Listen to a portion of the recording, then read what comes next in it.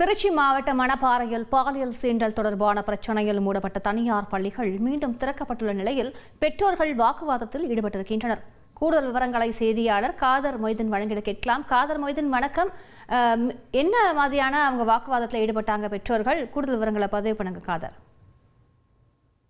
வணக்கம். திருச்சி மாவட்டம் மணப்பாறையில் உள்ள தனியார் சிபிஎஸ்இ பள்ளியில் கடந்த வியாழக்கிழமை 4ஆம் வகுப்புக்கு பாலியல் சீண்டல் செய்தது தொடர்பாக ஏற்பட்ட பிரச்சனையில் அந்த பள்ளி நிர்வாகிகள் உட்பட 5 பேர் கைது செய்யப்பட்டனர். அதில் அந்த பாலியல் சீண்டலில் ஈடுபட்ட அரங்காவலர் வசந்தகுமார் சிறையில் அடைக்கப்பட்டார்.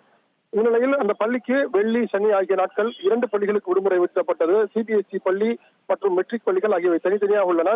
அந்த மெட்ரிக் பள்ளியை பொறுத்தளவு அந்த குடும்பத்தினர் மற்றும் உறவினர்கள் அடித்து ஒதுக்கியிருந்தனர். அதன் காரணமாக அந்த பள்ளிக்கு விடுமுறை அளிக்கப்பட்டிருந்தது.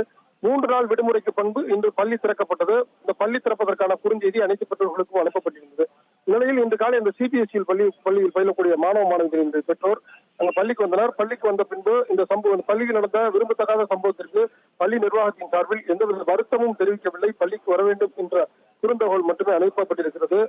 இப்பொழுது நாங்கள் எங்கள் பிள்ளைகளை அனுப்பி வந்துவிட்டோம், எங்கள் பிள்ளைங்களுக்கு யார் பாதுகாப்பு அளிப்பது என்று குறித்து அந்த பள்ளி நிர்வாகத்திடம் வாக்குவாதத்தில் ஈடுபட்டனர். இந்நிலையில் சம்பவம் பற்றிய தகவல் அறிந்த திருச்சி மாவட்ட கல்வி அலுவலர், தனியார் மெட்ரிக் பள்ளிகளுடைய மாவட்ட கல்வி அலுவலர் பேபி மற்றும் மணப்பாறை போலீஸ் துணை சூப்பரண்ட் ராதாகிருஷ்ணன் தலைமையிலான போலீசார் அந்த பெற்றோர்களிடம் பேச்சுவார்த்தையில் ஈடுபட்டனர். பேச்சுவார்த்தையினுடைய முடிவில் அனைத்து பெற்றோர்களுக்கும் மீண்டும் 2 மணி அளவில் கூட்டம் நடத்தி உரிய தீர்வு காண வழிவகை செய்யப்படும் என்று கூறியதை அடுத்து அந்த பெற்றோர் தற்பொழுது கலைந்து சென்றிருக்கிறார்.